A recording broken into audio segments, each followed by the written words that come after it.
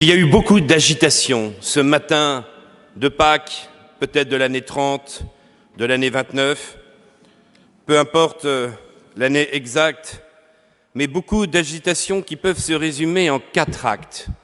C'est un véritable pèlerinage qui a lieu ce matin-là et qui est rempli d'enseignements pour nous. Ce n'est pas un drame parce que le drame a été vécu le vendredi saint. Nous sommes au contraire dans un dénouement et dans une joie extraordinaire. En ce jour de Pâques, l'histoire de l'humanité va être bouleversée. La puissance du Seigneur ressuscité va pouvoir maintenant être annoncée dans le monde. 4 actes. Premier acte, celui de la marche au tombeau. Après le sabbat, comme le premier jour de la semaine commençait à poindre, Marie-Madeleine et l'autre Marie vinrent faire leur visite au tombeau de Jésus. Elles se dirigent dans ce pèlerinage vers le tombeau un peu comme le vendredi saint, avec encore la peine dans le cœur. Et elles sont encore dans ce drame du vieil homme, c'est-à-dire d'une humanité condamnée à la mort. Elles sont tristes parce que le Seigneur qui les a délivrées de leurs péchés, ce Messie qui a apporté l'espérance, a été torturé devant elles, est mort. Elles ont assisté à ce supplice atroce. Elles sont bouleversées par ce drame. Et même si ce sont des femmes qui sont justes, qui veulent être maintenant dans la fidélité à Dieu, elles ne comprennent pas tout, elles sont dépassées et pensent que ça va être encore à travers la loi qu'elles vont devoir se racheter.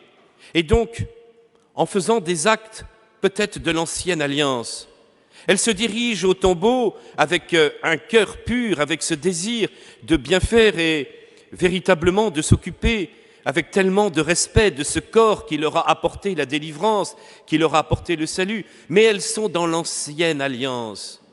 Ce ne sont plus uniquement, cette fois, des observations de la loi. Ce ne sont plus de faire des choses correctes et bien qui vont bouleverser le monde. Elles n'ont pas encore compris ce qui va se passer et elles sont dans cette marche encore vers la loi ancienne. Mais la loi parfaite, qui est une loi de sainteté, va maintenant arriver. Ce premier jour de la semaine va maintenant renouveler l'histoire du monde. En vivant fidèlement la loi du dimanche, jour du Seigneur, nous mériterons de voir un jour face à face ce même Seigneur. Celui qui croira et sera baptisé sera sauvé. N'est-il pas aussi celui qui nous a guéris, nous tous qui avons été lavés, rachetés, baptisés dans le Christ? Est-ce que nous ne sommes pas comme ces femmes qui parfois veulent uniquement racheter leurs péchés et s'occuper de celui qui était mort? Elles sont pourtant courageuses et elles sont les premières à venir. Même les hommes ne font pas cet acte-là le matin. Elles ont été fidèles à la croix et elles sont fidèles après la mort. Elles seront donc les premiers témoins de cet événement incroyable. Mais il y a dans cette démarche, comme je vous le disais, quelque chose qui nous est propre aussi, c'est que nous aimerions bien nous-mêmes trouver les solutions religieuses. Et parfois nous avons un peu tendance à nous tourner vers ce qui est ancien en nous.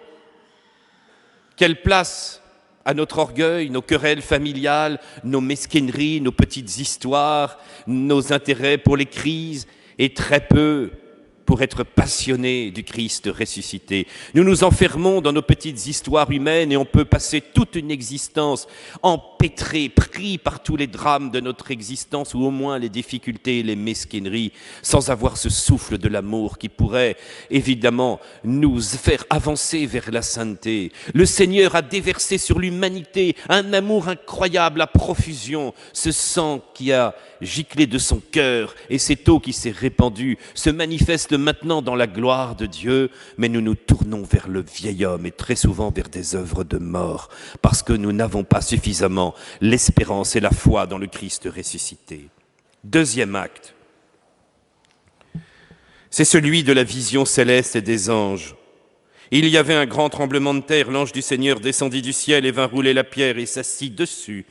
Il avait comme l'aspect de l'éclair et son vêtement était blanc comme la neige. Chers amis, la terre a chaviré comme au jour de Dieu au Sinaï.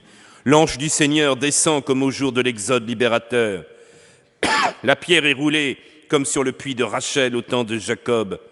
L'ange a l'aspect de l'éclair, comme pour l'avènement du Fils de l'homme. Sa robe est blanche comme la neige, ainsi qu'au jour de la transfiguration du Christ. Crainte et bouleversement des gardes. Les soldats de la mort sont devenus comme morts. Les deux Maries, elles, debout, voient tout cela et restent en éveil. Quel bouleversement, où les forts deviennent les faibles. Pour nous aussi, le Seigneur a multiplié les signes. Ouvrons les yeux de notre cœur et nous verrons quelle espérance nous offre son appel. Nous pouvons reconnaître les merveilles de sa puissance et tous les signes dans notre vie. N'oublions pas que nous avons la robe blanche de notre baptême qui nous annonce la robe nuptiale, le jour où viendra le Fils de l'homme. En ce jour de Pâques, chers amis, méditons dans la joie le jour de notre mort, où nous paraîtrons devant le Christ de gloire. Rien d'humain ne maîtrise la mort, mais qu'aurions-nous à craindre dans la main du Père, à partir du moment aujourd'hui où Jésus est ressuscité, que ce qui nous effraie le plus soit le signe de la rencontre avec la victoire sur le péché et sur la mort. Nous n'avons plus rien à craindre, n'ayez pas peur. Le moment de la mort sera le moment de cette rencontre si nous avons été fidèles à cet amour du Christ. Alors le message de l'ange le dit, soyez sans crainte. Oui, je sais que vous cherchez Jésus, le crucifié n'est pas ici.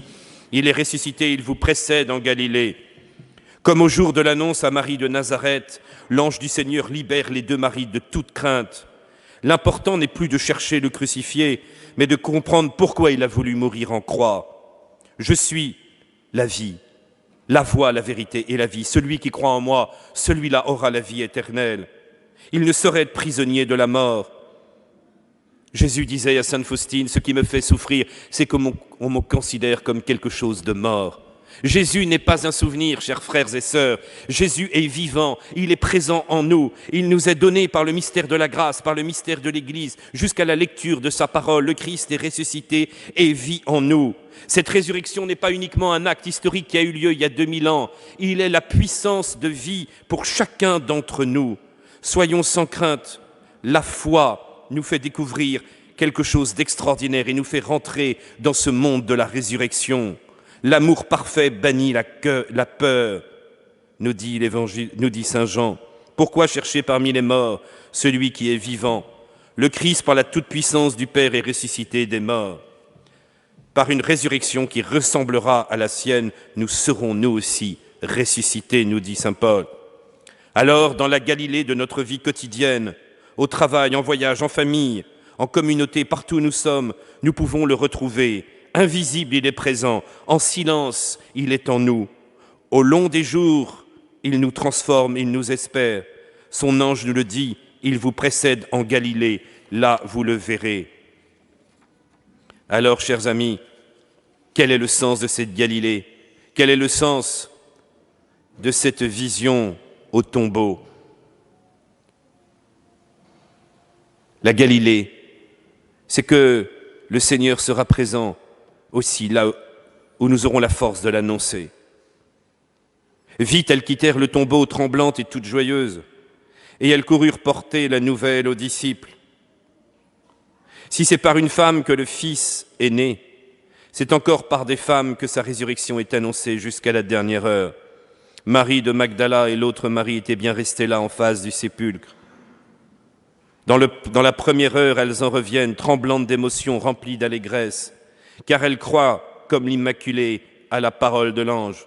La bonne nouvelle est aussitôt portée pour ne plus arrêter sa course jusqu'aux confins de la terre et jusqu'à la fin du monde, nous rappelle Jésus.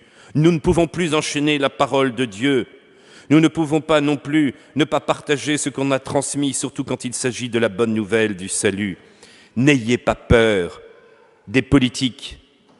N'ayez pas peur des divisions des chrétiens, n'ayez pas peur de tout ce qui pourrait nous empêcher véritablement d'annoncer la parole de Dieu, car le Seigneur nous l'a promis, il sera avec nous jusqu'à la fin des temps et la parole de Dieu continuera. Oui, nous devons tout faire dans ce qui est dans notre pouvoir pour véritablement continuer d'annoncer cette parole, changer la politique, changer bien sûr le cœur des croyants. Mais nous savons que le mystère du Christ ressuscité fait que nous ne pouvons plus empêcher la progression de ce mystère du salut. L'Évangile, chers frères, n'est pas un code de morale. Ce n'est pas qu'un appel à un sacrifice ou à une contrainte à de tristes devoirs. C'est l'évangile de la paix, d'une joie inouïe du Seigneur qui se donne à nous, d'une transfiguration, d'une résurrection. Le Christ ressuscité peut être en nous. Il vous suffit de croire, de vous mettre à genoux aujourd'hui et de dire « Seigneur ressuscité, transformez ma vie. Je veux être véritablement le témoin de votre amour. » Alors, nous verrons le dernier acte, celui de l'apparition du Sauveur. Et voici que Jésus vint à leur rencontre et leur dit « Je vous salue ». Elles s'approchèrent, en lui saisissant les pieds, elles se prosternent devant lui. Alors Jésus leur dit « Soyez sans crainte, allez annoncer à mes frères qu'ils doivent partir pour la Galilée, c'est là qu'ils me verront. » Il n'est donc plus sur terre, mais quand il le veut, il y apparaît, de lui-même et en premier. Prosternation des femmes, car c'est vraiment le Seigneur. Elles embrassent ses pieds, car c'est l'époux qui vient. Marie-Madeleine voudrait le retenir. « Nolim est géré, ne me retiens pas, car il est déjà dans la gloire. » Et il veut préparer Marie-Madeleine à vivre dans la foi ce mystère de la présence silencieuse de Dieu, jusqu'au moment où elle pourra le voir tel qu'il est, dans la béatitude. Il y a une crainte en leur âme, car elles approchent le Fils du Dieu vivant.